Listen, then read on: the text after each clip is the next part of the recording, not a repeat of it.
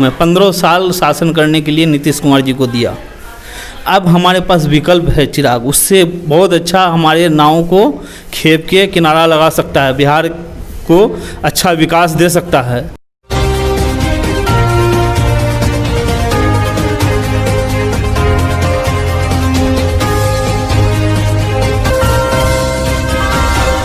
अस्सलाम वालेकुम, नमस्कार, आदाब। मैं हूं आपका दोस्त सरफराज जियादी और आप देख रहे हैं WNS न्यूज़। तो WNS इस वक्त मौजूद है अमोर विधानसभा में। आप सभी को मालूम है जैसे कि 2020 बिहार विधानसभा चुनाव इस बार होने हैं। जैसे जैसे दिन नज़दीक आ रहे हैं वैसे वैसे पार्टी जोरों शोरों में प्रचार प्रसार कर रहे हैं। उसी को लेकर के आज हम पहुँचे अमोर विधानसभा में। आज मेरे साथ खास बात मुलाकात में है लोक जनशक्ति पार्टी के उम्मीदवार मनोज निषाद जी। उससे बात करेंगे चुनाव को लेकर क्या कुछ ऐसा तैयारियां हैं। चलिए मिलते हैं उससे डायरेक्ट और जानते हैं चुनावी कुछ बातें। तो सबसे पहले साहब आपका स्वागत है हमारे यूट्यूब चैनल में। सर आप सभी मीडिया चैनल को हम तहे दिल से सबका स्वागत करते हैं कि आप हमारी बात को जनता के बीच में रखने के लिए आए। शुक्रिया सर। तो सर सबसे पहले ये बताइए आपका कितने दिन तक राजनीतिक में है, आपका फैमिली बैकग्राउंड क्या रहा है, अब मेरे व्यूवर्स को पूरी जानकारी।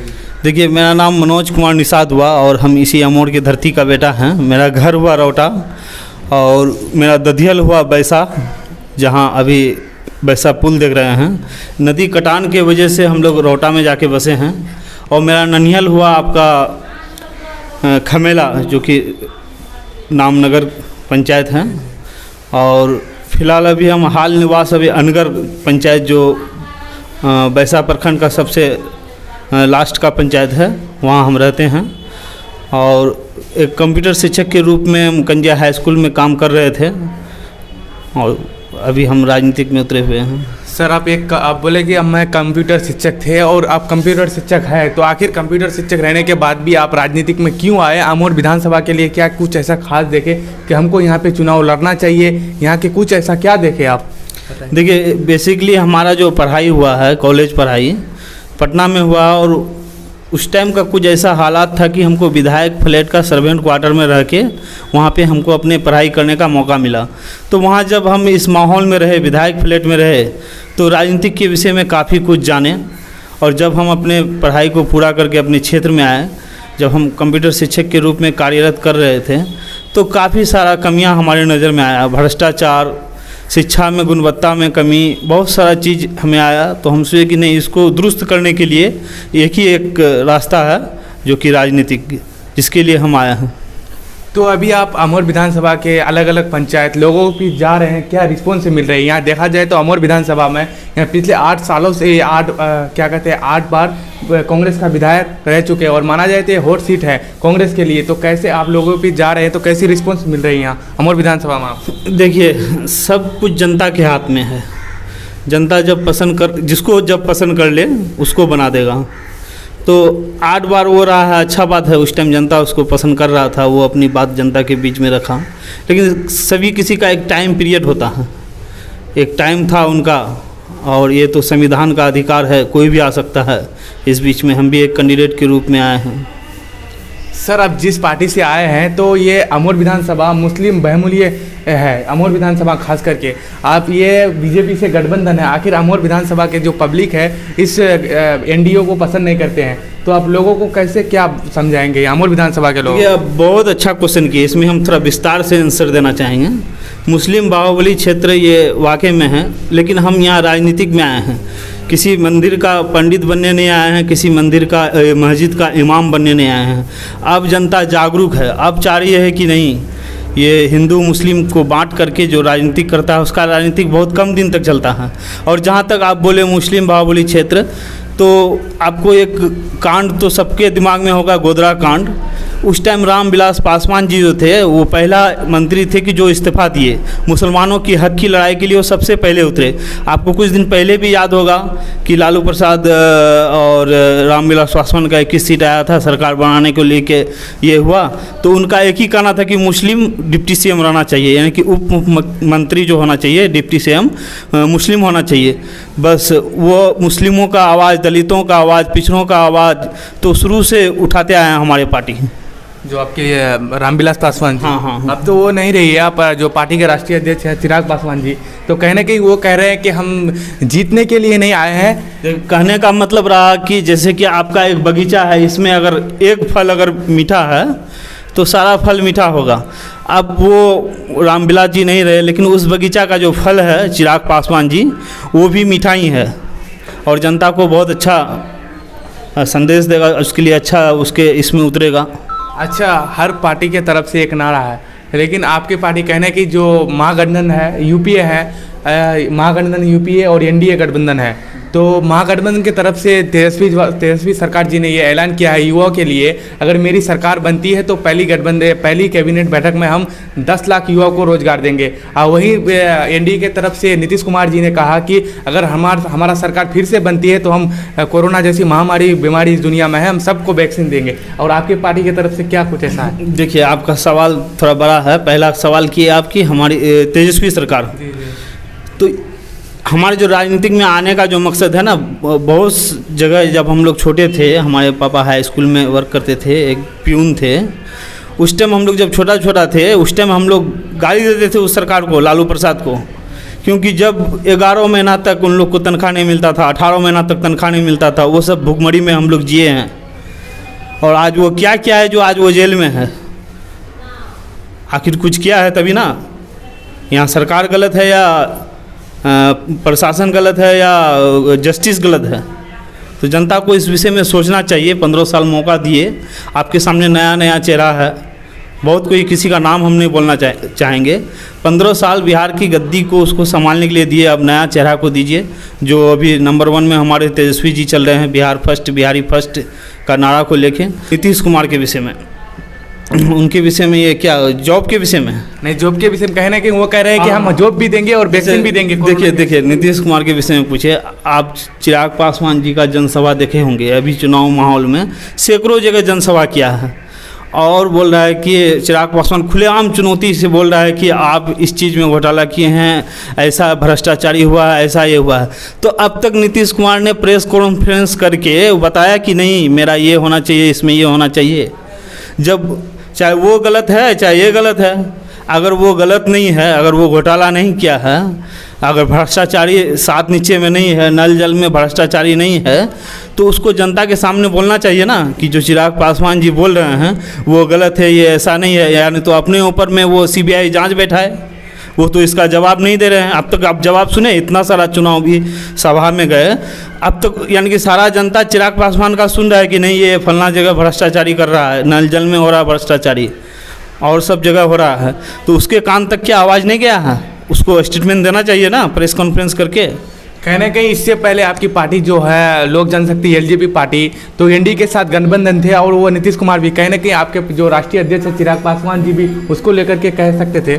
देखिए, एक परिवार में मान लीजिए 5 बेटा होता है तो सब एनडीए का ही है, लेकिन सबका सब अलग अलग काम है। 15 साल शासन करने के लिए नीतीश कुमार जी को दिया।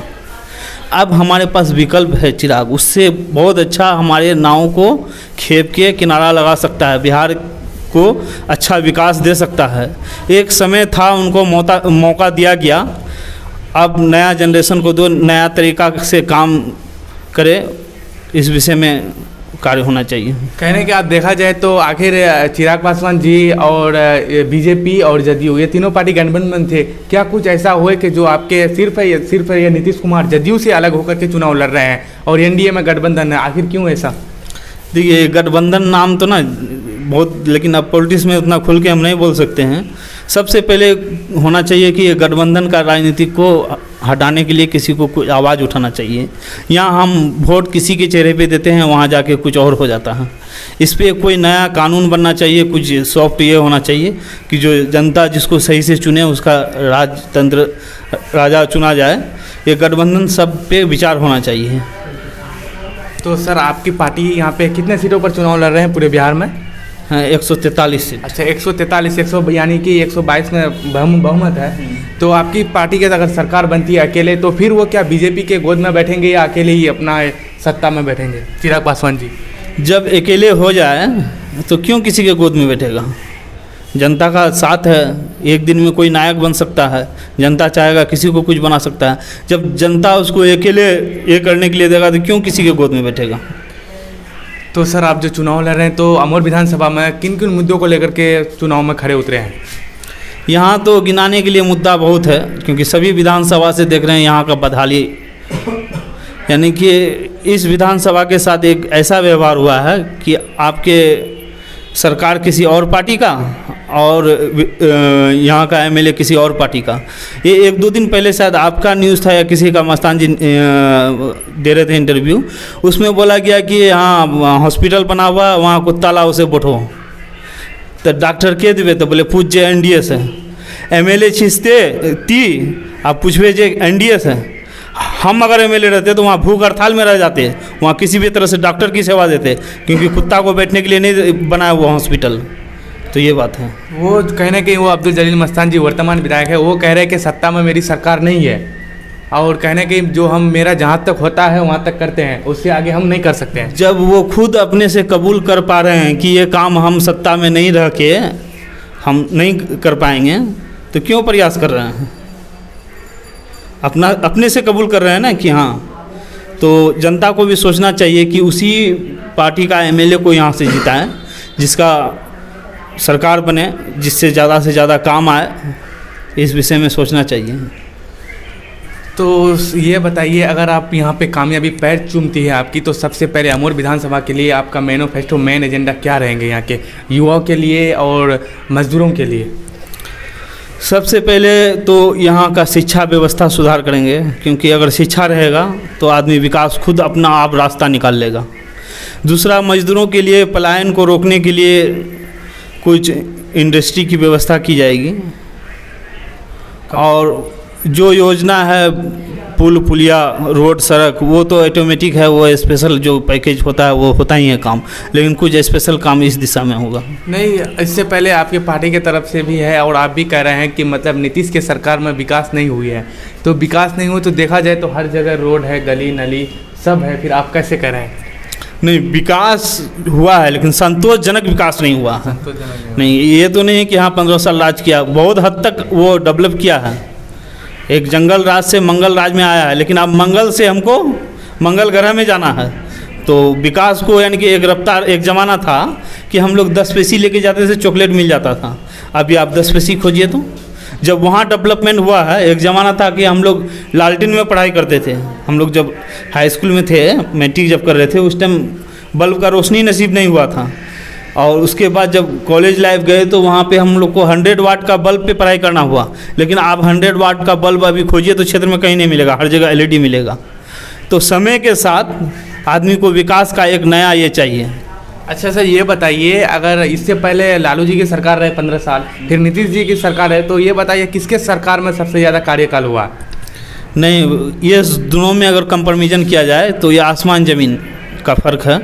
नीतीश जी का अच्छा रहा, लेकिन उससे और अच्छे काम करने के लिए हम लोग तैयार हैं, और एक समय हो गया है, उनको आराम करना चाहिए। ये नहीं कि सारा ज़िंदगी अपने अवसर देना चाहिए, नए नीतीश जी को आराम करना चाहिए। हाँ, युवाओं को आना चाहिए। हाँ, युवाओं को आना चाहिए। युवाओं को किस में, चिराग को देखना चाहते हैं आप अपने पार्टी की तरफ से या तेजस्वी को? नहीं, देखिए अभी तो नंबर 1 में चिराग चल रहा है, क्योंकि वो एक कंप्यूटर सॉफ्टवेयर इंजीनियर हैं, फैशन डिज़ाइनर किए हुए हैं, वो एक नायक भी रहे हैं, और उनका देखिए एक शब्द जो है वजनदार, एक शब्द बोलते हैं तो हाँ, ये तेजस्वी की तरह नहीं कि हाँ अपने पिताजी के अंदाज में आए, ये कर देंगे, वो हो जाएगा, नौकरी मिला, ये हुआ। उनका अंदाज कुछ और है, लेकिन जो चिराग पासवान जी है उनका एकदम सटीक ये होता है कि मूलभूत जो बात होता है वो बोलता है। कहने के आपकी पार्टी जिससे गठबंधन है NDA से, केंद्र में, अभी राज्य में नहीं है, केंद्र में गठबंधन है, तो कहने की वो जो बोल रहे हैं मोदी जी कि हम हर जनधन खाता वाले को 15-15 लाख रुपए देंगे, लेकिन अभी तक नहीं दिए हैं, फिर आखिर आप उस पार्टी से हैं गठबंधन, तो यहाँ पे लोग कैसे वोट करेंगे आप? नहीं, देखिए ये बात आप न्यूज़ चैनल से हैं, इस बात का आप तह तक जाइएगा। 15-15 लाख रुपया कैश या अकाउंट में भेजने की बात नहीं बोली थी मोदी जी, ये बात बोली थी कि 15-15 लाख तक का फ़ायदा हो सकता है जनताओं में। तो वो तरह तरह डिवाइड किया हुआ है, वो कोशिश कर रहे हैं, बहुत सारा चीज़ हुआ है, फ़ायदा हुआ है, अलग अलग डिपार्ट में दिया, जैसा कि प्रधानमंत्री आवास, शौचालय वगैरह सब, ये सब में दिया हुआ, ये सब पूरा दे दिया है आपके कहने का मतलब? हाँ, लगभग कोशिश क्या है, लेकिन बहुत हद तक काम बाकी है। तो सर ये बताइए, आप कहने की देखा जाए तो आप चुनाव जो क्षेत्र भ्रमण कर रहे हैं तो किस इलाके में जा रहे हैं, मुस्लिम बहुमूल्य में जा रहे हैं या सिर्फ जो हिंदू में है, हिंदू बिरादरी में जा रहे हैं? देखिए, हम आपको पहले ही हम एक बात बताएं कि हम यहाँ किसी मस्जिद का इमाम बनने नहीं आए हैं या किसी मंदिर का हम पुजारी बनने नहीं आए हैं। हम एक नेता बनने आए हैं। ना हिंदू की बात करेंगे ना मुस्लिम की बात करेंगे। हमारे लिए एक नेता का जो कर्तव्य होता है वो एकदम, जैसे एक डॉक्टर जो होता है उसके पास कोई पेशेंट आता है तो वो हिंदू मुसलमान देख के काम नहीं करता है। आज हमारा एक छोटा सा बिजनेस चलता है, कंप्यूटर शॉप है, उसमें जो अधिकतर मुस्लिम हमारे शॉप में आते हैं, 80% मुस्लिम आते हैं। तो जो भी नेता ये हिंदू मुस्लिम की बात करे वो राजनीति ज़्यादा दिन तक नहीं कर पाएंगे। नहीं, कहने कहीं देखा जाए, हम इसलिए आपको बोले कि यहाँ पे जो जदयू के विधायक है, पहले बीजेपी के कैंडिडेट रह चुके हैं और विधायक भी रह चुके थे, शहबाज अख्तर जी, अभी जदयू से नामांकन किए हैं, तो कहने कि वो सिर्फ और सिर्फ हिंदुओं के बीच जा रहे हैं, मुसलमानों के बीच नहीं आ रहे हैं। कहीं ऐसा तो आप भी नहीं है, इसलिए हम देखिए, उनका किया का फल उनको जनता देने वाला है।